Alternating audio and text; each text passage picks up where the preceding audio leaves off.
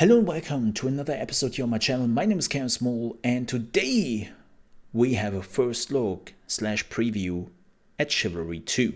Now if you're wondering why you have to see my face in the top corner, the answer is pretty simple. What you are seeing here in the background is my live stream recording when I played the beta and the closed beta on my live stream, and I'm always playing with my cam on, so even if I would deactivate my cam right now when I talk about the game, you would still see my face just from the live stream, so I left that on. But let's talk about Chivalry 2. How are the maps? How are the classes? Is this game worth the money? I have played the closed and open beta for about 40 hours. I have unlocked all the classes, and I have also unlocked all the weapons, and I have tried most of them. And I had a lot of fun with it. So let's talk a little bit about the maps. In the beta, there were 2 deathmatch maps, and I think there were 5, don't get me wrong here, 4 or 5 objective-based maps. And I mostly played objective, because that's where I had most of the fun. You can see me right now here doing some team deathmatch, because it was in the rotation of the server I was on, so I couldn't evade that. But most of the time I played objective, and that's what I will focus on. Now, how are the objective-based maps? Good. They feel very much like Overwatch meets Battlefield. Why do I say that? Because the objectives are very much Overwatch based, so you have to push a caravan or wagon or a siege tower or a catapult or something around, then you have to destroy a gate, then you have to capture like a certain point on the map, and then after you have done that, you have to push a caravan again, or you have to like kill a specific player or something like that. So there is a lot of variety, but you have seen those kind of objectives in other games. Now, why do I mention Battlefield? Because of the sheer amount of players. The servers are 32 versus 32. Yes, if you have your own servers, you can decide if it should be less. I know that some people will definitely do that, and they already had like a 20 versus 20 rotation in the open beta, so that would definitely come. And free for all and also dual servers were already tested in the open beta. But let's go back to the objective-based maps. They have been so much fun, and they really give you the feeling that you are on a medieval battlefield. Like, it feels and looks great, and you're just totally immersed in those fights. It's great. I love it. But there are a few issues. Right now, balance, depending if you are an attacker or a defender, is certainly an issue. Let me give you a simple example. There is a map called the Siege of Rothelm, and by the end of it, as an attacker, you have to kill the heir of the defending team. That is a player, and because that is a player, the player is going upstairs on that map. It is a very narrow stairs, so following the heir is really difficult as an attacker, and then they're just standing in the corner.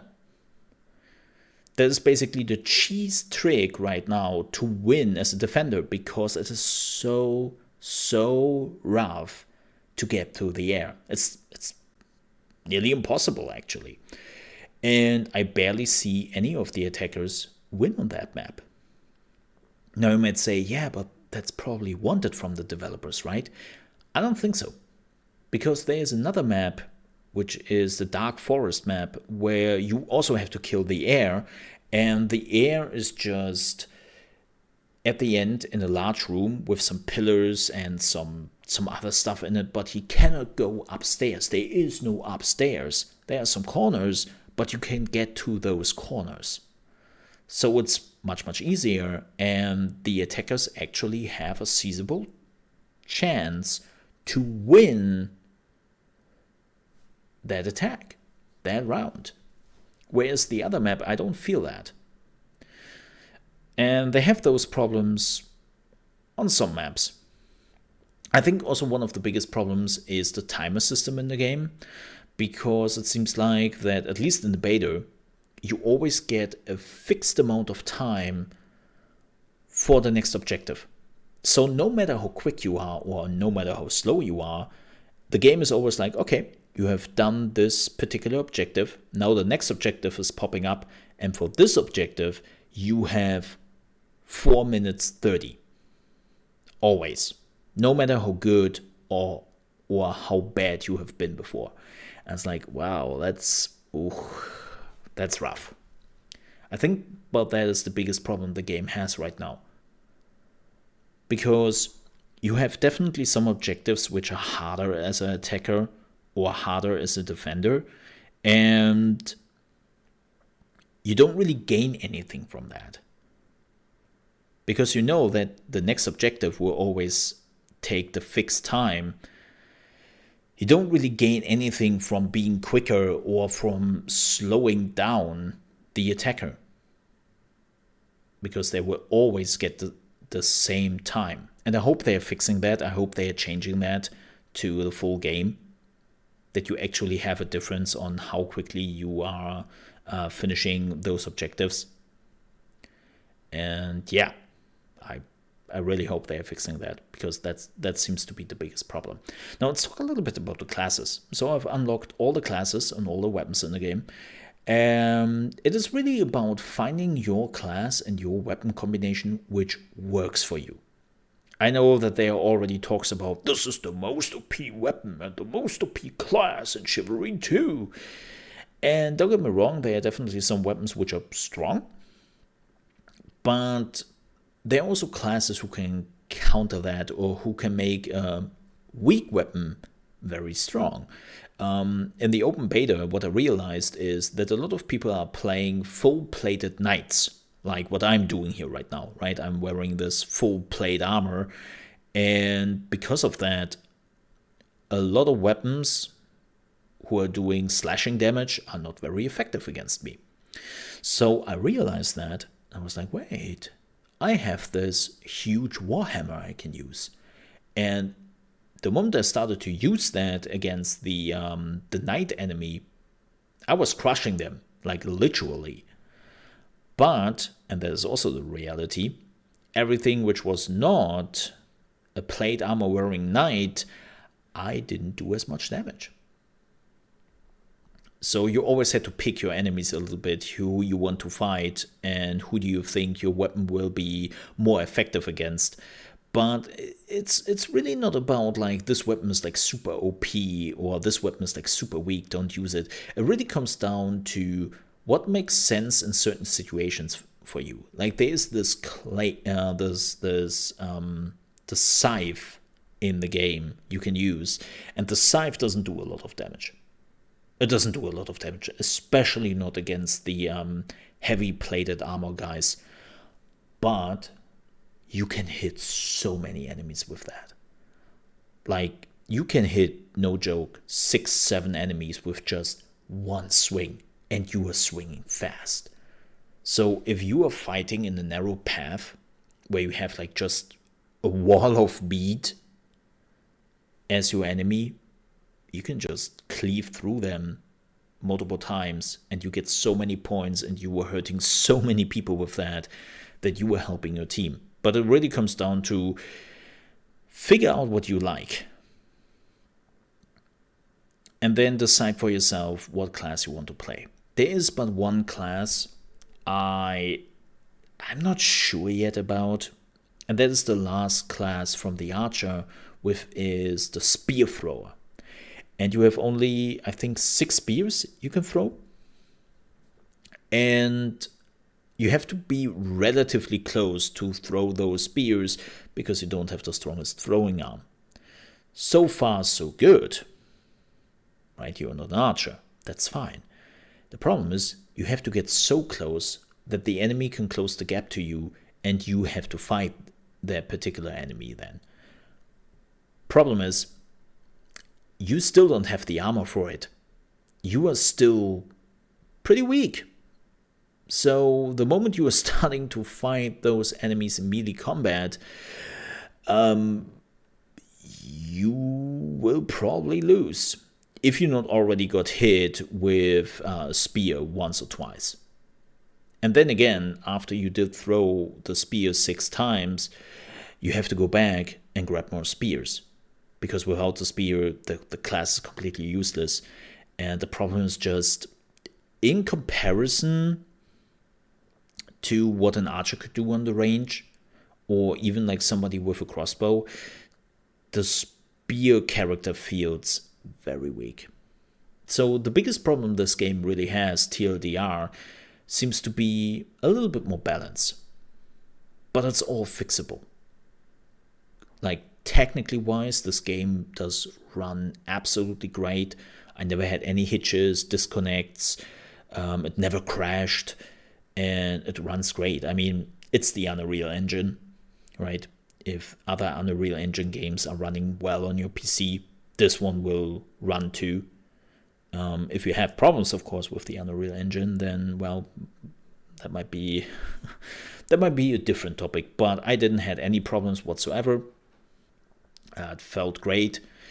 And I also like the arcade feeling to it. I know that some people might not like this, but it definitely feels a little bit more arcadey in comparison to a Mortal. Like, that doesn't mean that there are no techniques here in the game, right? Like, that doesn't mean it. Like, there are actually a lot of things you have to learn, a lot of things you can do better than the enemy does. And, like, the dragging is, like, super important. And there are a lot of things to learn, but it's not like Mortal. Like, there is a ceiling in Chivalry too. And by the way, yes, I'm playing in third person here right now because I wanted to test something. I'm normally like to play first person because it feels more immersive, but the reality is also third person definitely gives you an advantage. It gives you such an advantage when you are playing in third person. It's a huge advantage because you can just see more of the things going around you.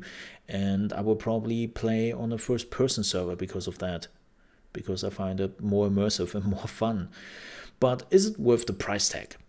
Is it worth the price they're asking for? Well, the good thing is it's not a $60 game, so they have already understood the lesson there. I think it's, depending on your regional equivalent, I think it's $35 or 35 euros, something like that. But it already feels good. It feels polished. I had a lot of fun with it. I would definitely play it when it comes out. And I would say, yes, if you like those massive multiplayer games where just like 32 versus 32 people are just clashing on the battlefield, and you don't mind that at some point there might be an enemy coming around the bushes and attacking you when you are in the middle of a duel, then you will probably enjoy this game quite a bit. But if you don't like this, then you will probably not enjoy it. But I just assume at this point that the most people which were actually interested in Chivalry 2 grabbed the open beta and just played it. If you have missed out on it, well, that's of course unfortunate, but it's a lot of fun. Now, how much fun is it when you are playing in a team? I've not really managed to test that, but it seems like it's limited. It's kind of limited what you can do as a team. Like, sure, some of the objectives you can do as a team, but you still need the big chunk of the other soldiers. So, yeah, team play is there, but it will not give you as much as an edge as maybe some people would love to see. But yeah, that was my first look and preview at Chivalry 2. It's coming out on the 8th of June for PC. It's on the Epic Store. Yes, it's an Epic Store exclusive. PlayStation 4, PlayStation 5, Xbox One, and Xbox Series. And I enjoyed it. I can recommend it if you like games like Battlefield, where everything is a little bit more chaotic. There seems to be a lot of maps, a lot of unlocks. All of the unlocks you can get in the game, to make that also clear, are cosmetics. You cannot buy them with real money, or at least not in the beta, and you get a lot of money. Like, every time I was playing around, I got hundreds and hundreds of coins. And after like 2 or 3 rounds, I could already buy a new piece for my armor or for my weapon or whatever. And yeah, like the unlocks are all cosmetical. It doesn't do anything to your stats. But I certainly enjoy it. And we will definitely play more of this. All right, folks, that was it from me for the first preview of Chivalry 2. We will definitely do a review when the game is fully out and you are still interested to know what the heck is going on with this game.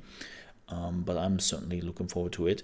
If you enjoyed this video, don't forget to leave a like. And if you're also new to the channel, you want to see more reaction videos, previews, reviews, gameplay, tips and tricks and whatnot, I would appreciate if you might consider to leave a subscription. And also, if you want to see me talking about video games, gaming news live, or also play video games live, you can do so from Monday to Friday, starting at 9 a.m. ET, which is 2 p.m. UK time and 3 p.m. Central European time at trovo.live/ChaosMole. Yep, that's where I'm streaming. No, I'm not on Twitch. I know people are always shocked when they hear that. But if you, by the way, want to know why I'm on Twitch and why I'm not on Twitch and why I'm on Trovo, there are also videos on my channel. So again, thank you so much for watching. Stay safe, and I hope to see you next time. Bye bye.